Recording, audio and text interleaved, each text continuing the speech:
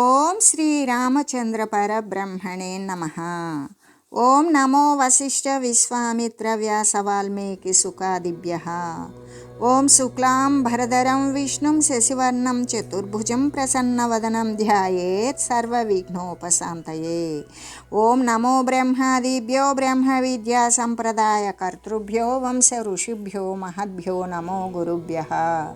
ఓం శ్రీరామో రామభద్రశ్చ రామచంద్రశ్చ శాశ్వతః రాజీవలోచన శ్రీమాన్ రాజేంద్రో రఘుపుంగవః. శ్రీ యోగ వాసిష్టము నిర్వాణ ప్రకరణము పూర్వార్ధము. అయితే కచుడు ఏమంటున్నాడు అంటే, తన తండ్రి అయినటువంటి బృహస్పతితో సర్వధర్మజ్ఞుడు వగువు మహాత్మా, జీవితము అనేటువంటి దారము చేత బంధింపబడినటువంటి జీవుడే సంసార పంజరము నుండి ఎలా వదిలివేయబడతాడో తెలియజేయండి అని ప్రార్థించగా, కచుని తండ్రి బృహస్పతి ఇలా చెప్తూ ఉన్నాడు, కుమారా, అనర్థము అనేటువంటి ఈ సంసారము సర్వత్యాగము చేత మాత్రమే నిర్భయంగా దాటివేయబడుతుంది అని చెప్పాడు అని శ్రీ వశిష్ఠ గురుదేవులు ఓ రామచంద్ర తన తండ్రి నుండి ఆ పరమ పవిత్రమైనటువంటి మాటను విన్నాడు కచుడు. తర్వాత సమస్తాన్ని వదిలివేశాడు. ఏకాంతమైనటువంటి అరణ్యానికి వెళ్ళిపోయాడు. వెళ్ళిపోయేటప్పటికీ పుత్రుడు అలా వెళ్ళేటప్పటికి బృహస్పతికి దుఃఖం కలిగిందా అంటే కలగల. ఎలాగంటే సంయోగ వియోగాలు మహాత్ములకి వాళ్ళు ఎప్పుడూ కూడా మేరుధీర సమానంగా స్థిర బుద్ధినే కలిగి ఉంటారు కాబట్టి దుఃఖం కలగలేదు. కాబట్టి ఓ రామచంద్ర, ఆ తర్వాత 8 సంవత్సరాలు గడిచిపోయిన తర్వాత ఒకనొక మహా అరణ్యమునందు కచుడు తన తండ్రి బృహస్పతిని కలిశాడు. కచుడు అతనికి మరి పూజ ప్రణామాలు అన్నీ చేశాడు. ఆ తర్వాత తండ్రి ఆ పుత్రుణ్ణి కౌగిలించుకున్నాడు. తిరిగి మనోహరమైనటువంటి వాక్కుతో కచుడు బృహస్పతిని ఇలా అడిగాడు, పూజ్యుడు వగు తండ్రి, నేను సర్వత్యాగాన్ని ఆచరించాను. ఈ రోజుకి 8 సంవత్సరాలు గడిచినాయి. అయినా కూడా నేను శాశ్వతమైనటువంటి మరి సర్వవ్యాపకమైనటువంటి ఆ స్థిర పదార్థమునందు నేను విశ్రాంతిని నేను ఇంకా పొందకున్నాను అని చెప్పాడు. అప్పుడు శ్రీ వశిష్ఠ గురుదేవులు ఏమని చెప్తూ ఉన్నారంటే, ఓ రామ, పుత్రుడు ఈ విధంగా దీనమైనటువంటి మాటలను పలకగా అది విన్నాడు బృహస్పతి. విని సమస్తాన్ని వదిలిపెట్టు అని చెప్పి బృహస్పతి స్వర్గానికి వెళ్ళిపోయాడు. బృహస్పతి వెళ్ళిపోయిన తర్వాత కచుడు ఇంకా చీర వల్కలాదులు అంటే ఇప్పుడు ఆయన ఏ పుట్టలు గట్టులు ఆశ్రయించాడో వాటిని వదిలివేశాడు.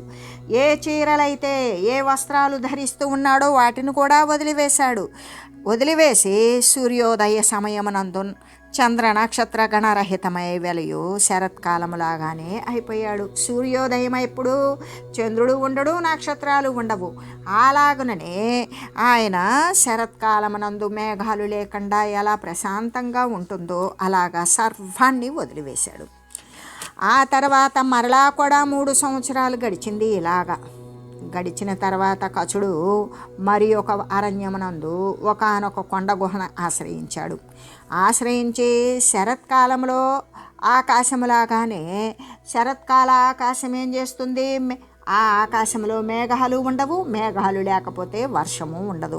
అలాగే అంటే శరత్కాలము మేఘాలను వర్షాలను ఎలా వదిలివేస్తుందో అలాగే ఆయన కూడా ఆ యొక్క 3 సంవత్సరాల వరకు కూడా కచుడు మరొక వనమునందు కొండ గుహని ఆశ్రయించి సర్వాన్ని అంటే ఒంటిపై ఉన్నటువంటి వస్త్రాల సైతం కూడా వదిలివేశాడు.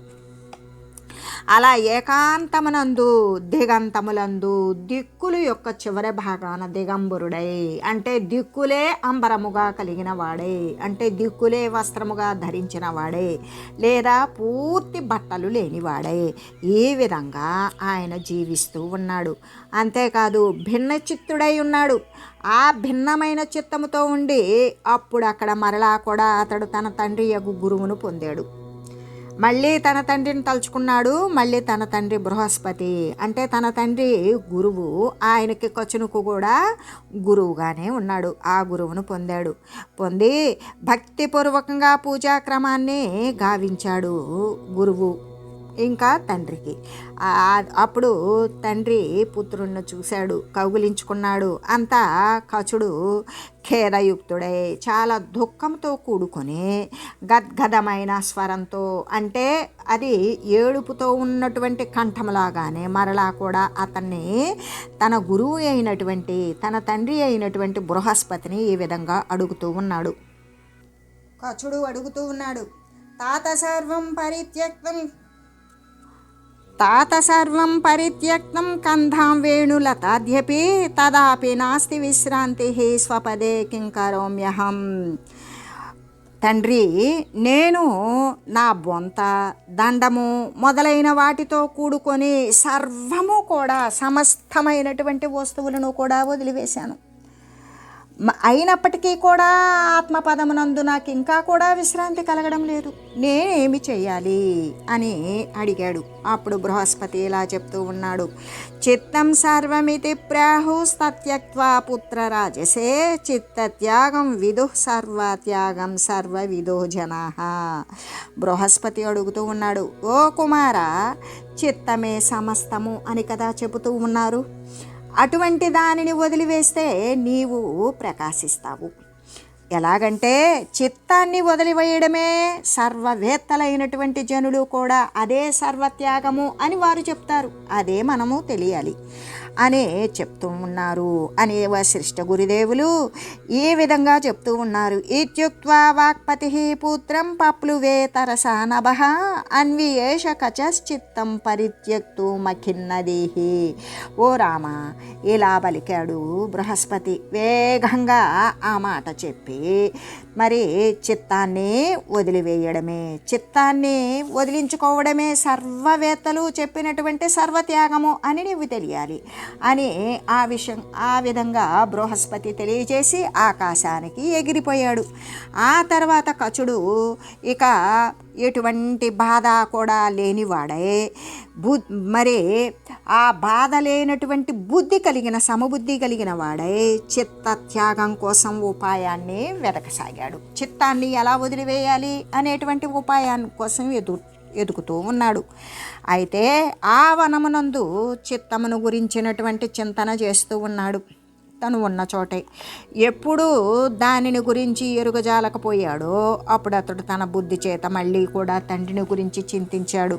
చింతించగానే ఇక పదార్థాలతో కూడినటువంటి ఈ దేహాదులను చిత్తము అని చెప్పరు. ఎందుకు? ఇదంతా కూడా పదార్థ సమూహము, ఇంద్రియాల సంఘాతము. ఈ దేహాదులను చిత్తమని చెప్పరు కదా. అట్లయినట్లయితే వ్యర్థంగా ఈ రాగము అనేది నశించినటువంటిది కాబట్టి ఈ దేహాదులను నేను ఎలా వదిలివేస్తాను? ఇది వదిలివేయలేను. మహాశత్రువైనటువంటి చిత్తాన్ని గురించి తెలియడం కోసం నేను తండ్రి వద్దకే వెళతాను.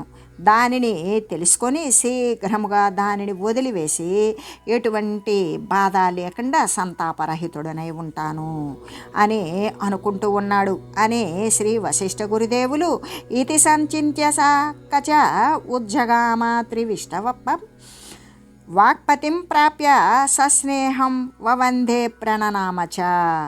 ఓ రామచంద్ర, ఇలాగా విచారించాడు కచుడు. విచారించి స్వర్గానికి వెళ్ళాడు. స్నేహపూర్వకంగా తన తండ్రికి వందనం చేశాడు.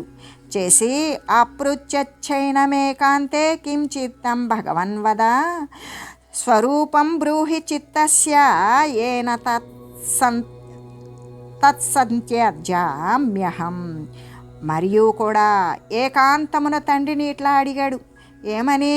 ఓ మహనీయ, చిత్తం యొక్క స్వరూపం ఏదైతే ఉన్నదో దానిని గురించి తెలియజేయండి.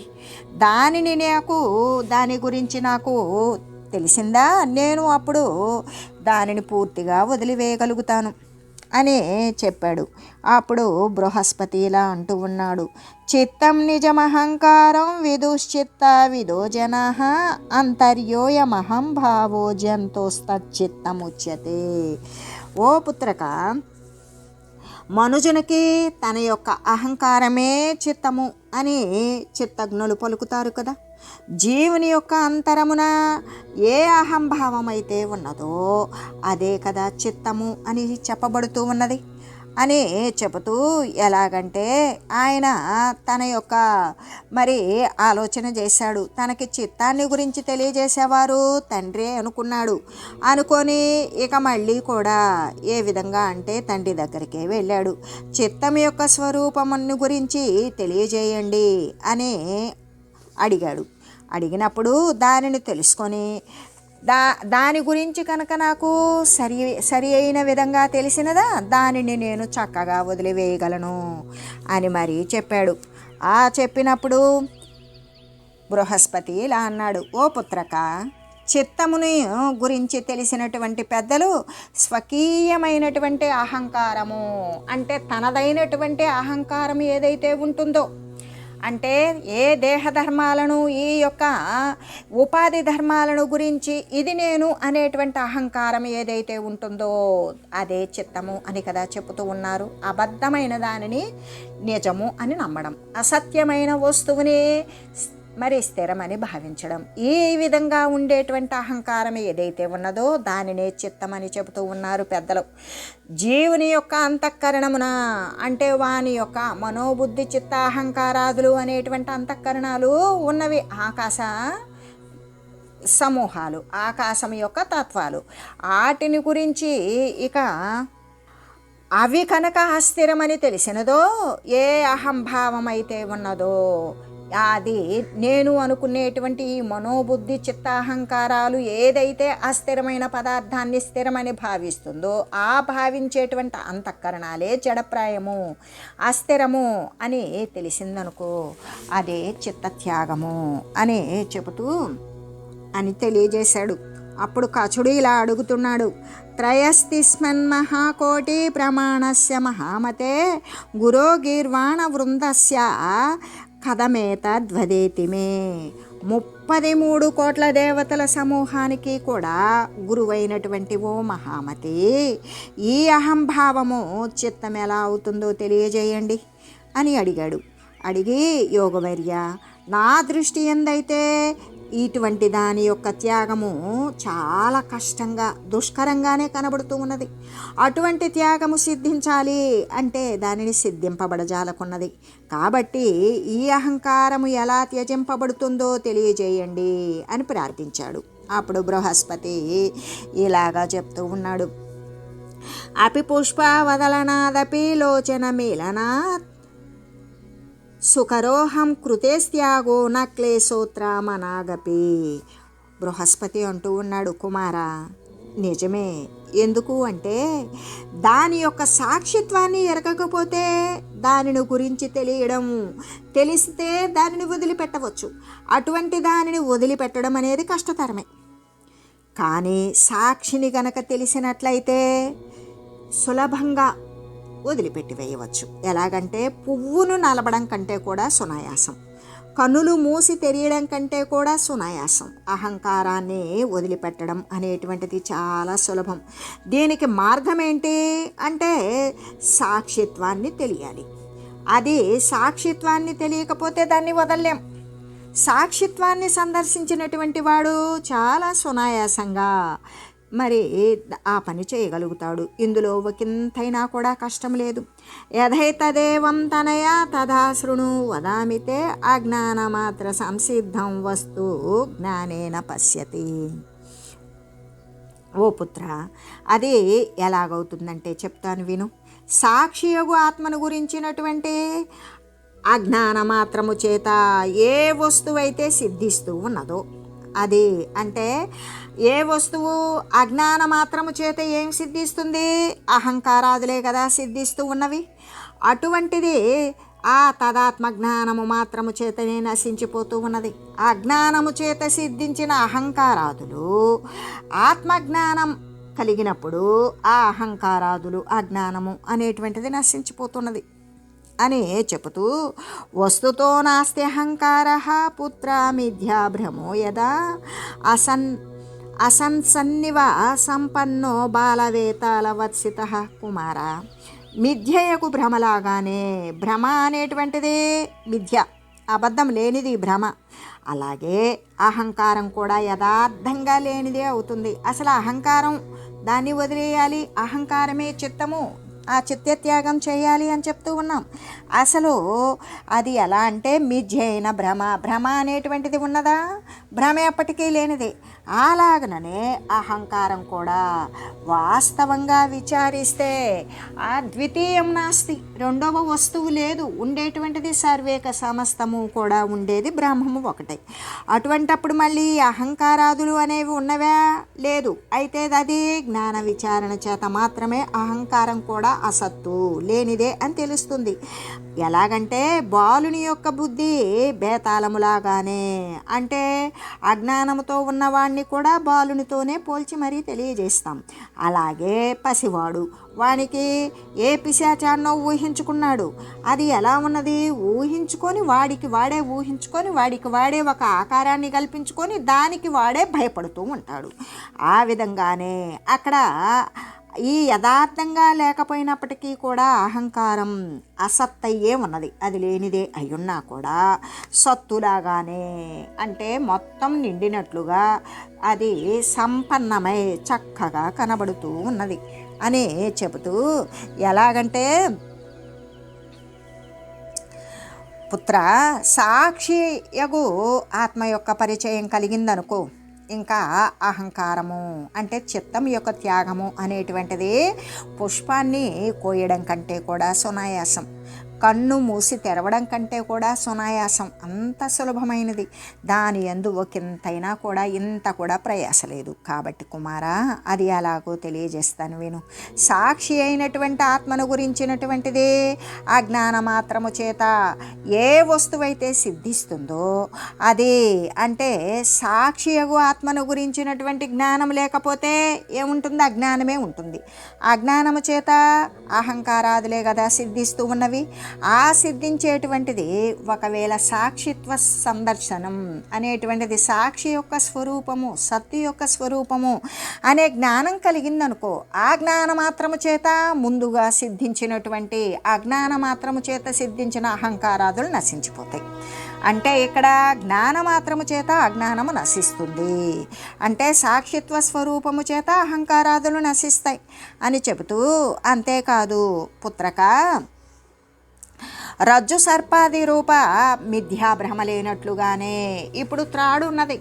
ఆ త్రాడులో మనం ఏం చూస్తాం? వెలుగు లేని కారణము చేత చీకట్లో మనం తాడును చూసినప్పుడు దాన్ని పామని భ్రమిస్తాం. మళ్ళీ వెలుగును పట్టుకొని వచ్చి దీపం వెలుతురులో దాన్ని చూసామనుకో, ఆ తాడులో కనపడినటువంటి పాము ఏమైంది? భ్రమగా మిగిలిపోయింది, పాము లేదు. అలాగే మరి అసలు అక్కడ భ్రమ ఉన్నదా? లేదు. కానీ వచ్చింది కదా, అదేమైంది? భ్రమ లేనిదే, కల్పించబడింది, కల్పించినంత సునాయాసంగా లేకుండా పోయింది. అలాగననే ఇక్కడ కూడా మిథ్యాభ్రమ, ఈ భ్రమ అనేటువంటిది అబద్ధమైనది. తాటిలో పాము లేనట్లుగానే ఈ భ్రమ కూడా ఎప్పటికీ లేనిదే. వాస్తవానికి అహంకారం కూడా అటువంటిది. అసలు అహంకారాదులు అనేటువంటివి లేనే లేవు. అది ఎటువంటిది అంటే అజ్ఞాని చేత కల్పించబడిన భేతాళము, అంటే పిశాచములాగానే అసత్తయున్నా లేకపోయినప్పటికీ కూడా ఉన్నదానిలాగా ఊహించేసుకొని భయపడి వాడే భీతి చెంది వాడే కేకలబెట్టి ఒక్కొక్కసారి మరణావస్థకు కూడా చేరువవుతూ ఉన్నాడు అని చెబుతూ, అంటే ఈ తాటి యందు పాము అనేటువంటిది లేదు కదా. లేకపోయినా మనం భ్రమజనిత జ్ఞానము చేత ఏం చూస్తున్నాం రా? ఆ తాటిలో పామునే చూస్తూ ఉన్నాం. ఆ దీపపు వెలుగు అనేటువంటిది తీసుకొచ్చి చూడనంత వరకు కూడా మనం ఆ పామును చూస్తూ దానిని గురించి వర్ణిస్తూ భయపడుతూ తప్పుకోండి, తొలగండి, కర్రలు దండి, అట్టా తలెత్తుతుంది, తోక ఊపుతుంది, ఇలా ఎన్నో చెప్తాం. ఎందుకు? భ్రమ అనేక రకాలైనటువంటి విచ్ఛిన్నమైనటువంటి నృత్యాలు చేస్తూ ఉంటుంది. అలాగే ఇక్కడ అదే దీపపు వెలుగులో చూస్తే అసలు అక్కడ పాము ఉన్నదా? లేదు, ఉన్న తాడే. మరి అప్పటిదాకా అనేక వర్ణనలు చేసాం. కర్రలు దండి, కత్తులు దండి, ఆవలకి జరగండి, మీదకి వస్తుంది, కదులుతుంది, పాకుతుంది అని చెప్తూ ఉన్నాం కదా. అదంతా ఏమైంది? నశించిపోయింది. భ్రమ నశించినప్పుడే అది నశించింది. అట్లాగే మరుభూమి యందు జలబుద్ధియు, ఎండమావుల్లో నీళ్లున్నాయి అనుకొని ఆ విధంగా, అంటే అక్కడ నీళ్లు లేవు అని తెలిసినా మనకు నీళ్లు కనబడతాయి. ఎలా కనబడతాయి? దాని యొక్క స్వాభావికం. అది సూర్యకిరణాల యొక్క తాపము చేత ఆ ఎండవేడిమికి ఆ సూర్యకిరణాలు ఆ యొక్క సుదూరంగా ఆ ఇసుక రేణువుల్లో కలిగినటువంటి నీరెండ ఛాయలు, అంటే నీటిలా కనబడేటువంటి ఎండ యొక్క నీడలు, ఆ నీరెండ ఛాయలు అనేటువంటిది ఏ విధంగా మనకు జలబుద్ధిని కలిగిస్తుంది. అక్కడికి వెళ్ళాం, మళ్ళీ అంత దూరంలో కనపడుతుంది కానీ మనం వెళ్ళిన ప్రదేశంలో నీరు ఉండదు. అలా వెళ్ళి అందుకే దానిని మృగతృష్ణ అంటే, లేళ్ళు ఎక్కువగా, మృగాలు అంటే లేళ్ళు, దుప్పులు, జింకలు, వీటికి సంబంధించినటువంటి ఈ జాతంతా కూడా ఆ ఎండమావి నీళ్ళకి పరుగులెత్తి ప్రాణాలు పోగొట్టుకున్నట్లుగానే, అదే తెలిసిన వాడికి మరి ఎండమావుల్లో నీళ్లు కనబడవా అంటే కనబడతాయి, కానీ వాడు సత్యంగా చూడడం. అదే తెలియనివాడు అక్కడ నీరుంది పదా అంటాడు. ఎండమావిలో దాహం తీరుతుందా? తీరదు. కానీ అక్కడ నీళ్లు లేవు, అయినా కనబడకుండా ఉంటుందా? కనబడడం దాని స్వాభావికం. ఎండ యొక్క ఛాయ అంటే ఆ తపము తగ్గేటంత వరకు కూడా అక్కడ నీరు కనబడుతుంది. అదే దృఢంగా మేఘాలు పట్టి ఉన్నాయి, అక్కడ ఎండమావులు ఉంటాయా? ఉండవు. అది మరి దేని యొక్క ప్రభావం? సూర్యుని యొక్క ఎండ తాపము చేత ఏర్పడినదే ఈ యొక్క ఎండమామి, మరుభూమి అని చెబుతూ, అట్లాగే మిథ్యాభాసమైనట్లుగా ఎలా స్ఫురిస్తూ ఉన్నవో, అక్కడ నీళ్లు లేకపోయినా కనబడడం ఎలా కనబడుతుందో, అలాగే తాటి యందు పాము లేకపోయినా పామునే ఎలా కనబడుతుందో, అలాగే అహంకారం కూడా అబద్ధమే అయినా కూడా నేను అనేటువంటి మిథ్యాత్మ భావన చేత అస్థిరమైనటువంటి దానిని స్థిరము అని భావించేటువంటి భావన కూడా వాస్తవానికి లేనే లేదు.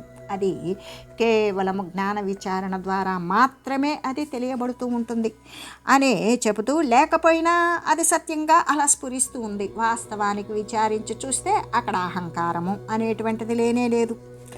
అంటే చంద్రుని యందు ద్విత్వం అసత్యమైనట్లుగానే, ఇప్పుడు ఎవరికైనా సరే కంటిలో దోషాలు ఉన్నాయి, వాడికి చూపు మసకబడినటువంటి నేత్ర రోగాలు ఉన్నటువంటి వాడు చంద్రుని చూస్తే 2 చంద్రులుగా కనపడుతుంది. అసలు 2 చంద్రులుగా కనపడడం అబద్ధమా అంటే లేదు, వానికి సత్యమే. మరి 2 చంద్రులు ఉన్నారా? లేరు. ఉండేటువంటిది చంద్రగ్రహం ఒకటే. అయినా కూడా మరి వీడు అబద్ధం చెప్తున్నాడా? వాడు అబద్ధం చెప్పట్లా. ఎందుకు? వాడి నేత్రేంద్రియం అనేటువంటిది, వాడి కన్ను 2 చంద్రులను చూస్తుంది. వాడు చెప్పేది కూడా సత్యమే, కానీ వాడు చెప్పేది నిజమే అయినా అక్కడ ఉన్నటువంటిది మాత్రం 1 చంద్రుడే. 2 చంద్రులు ఎక్కడికి వస్తుంది? వీడికి నేత్ర రోగం ఉంది, దాన్ని సవరించుకుంటే అక్కడ ఏదైతే ఉన్నదో దాన్నే చూడగలుగుతాడు. అంటే అప్పుడు 2 చంద్రుళ్ళు అనేటువంటి భ్రమ అసత్యమే కదా. అలాగనే అజ్ఞానము చేత ఎలాగా చూడబడుతూ ఉన్నదో అట్లాగే ఈ సత్తు కానీ మరి అసత్తు కానీ అహంకారమును కూడా ఇది అట్లాగే కనబడుతూ ఉంటుంది అని చెబుతూ, ఏకమాధ్యంతరహితం చిన్మాత్ర మమలాంతరం ఖ్యాధ్యప్యతి తరామత్యం విద్యతే సర్వవేదనం. ఏకమై ఆద్యంతరహితమై ఆకాశము కంటే కూడా అతి స్వచ్ఛమై సర్వులకు కూడా అనుభవరూపమై అత్యంతంగా నిర్మలమే అయినటువంటి చిన్మాత్రమగు ఆత్మ ఒక్కటి మాత్రమే సత్యమై వెలయుచూ ఉన్నది. ఎలా ఉన్నది? పరమాత్మ వస్తువు ఎలా ఉన్నది? ఏకమై ఒక్కటిగానే ఉన్నది. ద్వితీయం నాస్తి, ఏకో బ్రహ్మం ద్వితీయం నాస్తి. అసలు అద్వితీయమైనటువంటి వస్తువు ఏకమయ్యే ఉంటుంది, ఒకటే ఉంటుంది. అది ఆద్యంతవర్జితమై. పోనీ దాని ప్రారంభం ఎక్కడ, దాని పుట్టుక ఎక్కడ చెప్పలేము. మరి దాని యొక్క ముగింపు ఎక్కడ?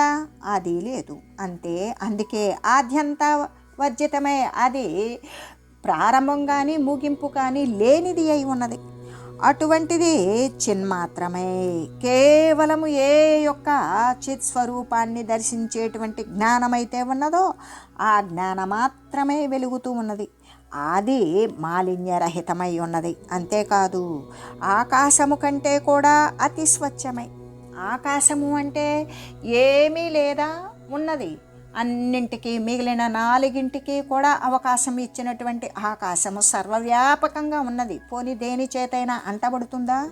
ఖాళీ దేని చేత, ఏ దోషము చేత అంటబడుతుంది? అంటబడదు. కాబట్టి అది ఎల్లప్పుడూ కూడా స్వచ్ఛమై ఉంటుంది. ఎటువంటి స్వచ్ఛం? అతి స్వచ్ఛమై ఉంటుంది.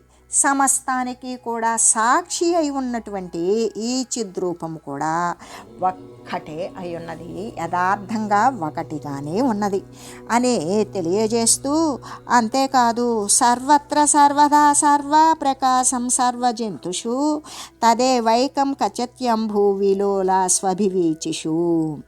ఎలాగంటే సర్వత్రా కూడా ఎక్కడ చూస్తే అక్కడ సర్వదా సర్వకాలముల యందు సర్వజీవుల యందు కూడా ఏ విధంగా ప్రకాశ రూపమై ఏది కనబడుతూ ఊరుకుని ఉన్నదో, ఏది ప్రకాశిస్తూ సర్వాన్ని కూడా ప్రకాశింపజేస్తూ ఉన్నదో ఆ ఆత్మ ఒక్కటి మాత్రమే చంచల సముద్రమునందు జలములాగానే స్ఫురిస్తూ ఉన్నది. సముద్రము వాయువు యొక్క చలనము చేత కదిలింపబడుతూ ఉంటుంది. ఆ కదిలేటువంటి నీటిని మనమేమంటాము? తరంగాలే అంటాము. అసలు ఆ తరంగాలేంటి? నీరే కదా. అలాగే తరంగాల యందు ఉన్నటువంటి జలములాగానే అని చెబుతూ, ఎలాగంటే చంచలమైన సముద్ర తరంగాల యందు జలములాగానే, చంచలమైనటువంటి కదులుతూ ఉన్నటువంటి సముద్ర తరంగాల యందు నీరులాగానే సర్వత్రా జలతరంగాలు అనేటువంటివి, జలం అనేటువంటిది సముద్రం చంచలంగా ఉంటే ఆ తరంగాలులో ఉండేటువంటిది ఏంటి? సముద్రం వేరు, తరంగం వేరా? కాదు, మొత్తం జలమే అయినట్లుగానే సర్వత్రా కూడా ఎక్కడ చూసినా సర్వదా సర్వకాలాల యందు కూడా భూత భవిష్యత్ వర్తమాన కాలాల యందు జాగ్రత్త స్వప్న సుషుప్తి అవస్థల యందు సమస్త జీవుల యందు సర్వప్రకాశ రూపమైనటువంటి ఏ ఆత్మ అయితే ఉన్నదో ఆ ఒక్కటి సర్వేక సమస్తము సర్వవ్యాపకమై అదే ప్రకాశిస్తూ ఉన్నది అని తెలియజేస్తూ, అంతేకాదు ఇటువంటి ఆత్మయందు అహంభావము ఎట్లెట్ల నుండి ఏ ఏ రూపముతో ఉత్పన్నమైనది అంటే, ఈ ఆత్మయందు అహంభావము అనేది ఎక్కడ నుండి ఏ రూపంలో ఉత్పన్నమైంది అంటే, జలమందు ధూళి సమూహము ఎక్కడ ఎలా ఉత్పన్నమైంది? ఇప్పుడు జలం ఉన్నది, నీరున్నది. ఆ నీటి యందు ధూళి అనేటువంటిది ఎక్కడ ఎలా ఉత్పన్నమైంది? అగ్ని నుండి జలము ఎక్కడ ఏ రూపంలో ఉద్భవించింది? మనం అదే చెప్పుకుంటూ ఉంటాం కదా. ఏమని? ఆకాశము, ఆకాశము నుండి వాయువు, వాయువు నుండి అగ్ని, అగ్ని నుండి జలము, జలము నుండి పృథ్వీ అని చెప్తాం కదా. మరి అటువంటి అగ్ని నుండి జలము అనేటువంటిది ఏ రూపంలో ఉద్భవించింది అని చెబుతూ, అయం సోహమితి వ్యర్థం ప్రత్యయం త్యజపుత్రక తూచ్యం పరిమితాకారం దిక్కాల వ్యవసీకృతం. కాబట్టి ఓ పుత్రక, కుమార, దేశ కాల వస్తువుల చేత అంటే ఈ ప్రదేశమునందు ఈ సమయంలో ఈ యొక్క వస్తువు అనేటువంటి విశేషాల చేత పరిచ్ఛిన్నమై అల్పమై పరిమితమైనటువంటి ఆకారము కలిగినదే అయినటువంటిది వాడని వీడని నేనని నీవని వ్యర్థమైనటువంటి ఏ విశ్వాసమైతే ఉన్నదో వాటిని నీవు పారద్రోలు అని చెబుతూ, ఎలాగంటే ఓ పుత్రక, అల్పమై తుచ్చమై పరిమితమైనటువంటి ఆకారము కలిగి ఉన్నదే దేశం యొక్క కాలం యొక్క ఈ ప్రదేశమునందు ఉత్పన్నమైనది, ఇది ఈ సమయానికి సంబంధించినది అనేటువంటిది దాని ద్వారా వృద్ధి చెందుతుంది, ఇదిగో దీని ద్వారా ఈ సమయానికి ఇది నశించిపోతుంది అనేటువంటి వృద్ధి క్షయాదుల ద్వారా కూడా వ్యవసీకృతమైనటువంటి ఏ యొక్క ఈ దేహాదులు నేను మరి ఈ మా తల్లిదండ్రుల చేత నేను జన్మించాను, ఇటువంటి అన్నీ కూడా వ్యర్థ భావనలు ఏవైతే ఉన్నవో వాటినన్నింటినీ కూడా వదిలివేయు అనే చెబుతూ, ఓ కుమార, నీచమై పరిమితమైనటువంటి ఆకారము కలిగినది దేశము కాలము మొదలైనటువంటి వ్యవసీకృతమైనటువంటి వృద్ధి క్షయాల ద్వారా కూడా ఈ దేహాలు నేను, ఈ తల్లిదండ్రులకు నేను పుట్టాను అని మొదలైనటువంటి వ్యర్థ భావనలు ఏవైతే ఉన్నవో వాటిని అన్నింటినీ కూడా వదిలివేయు అని తెలియజేస్తూ, ఓం మంగళం శ్రీ గురుదేవాయ మహనీయ గుణాత్మనే సర్వలోక శరణ్యాయ సాధురూపాయ మంగళం. ఓం మంగళం కోసలేంద్రాయ రామాయ రామభద్రాయ చక్రవర్తి తనూజాయ సార్వభౌమాయ జానకీ వల్లభాయ శ్రీరామచంద్రాయ మంగళం. ఓం తత్సత్.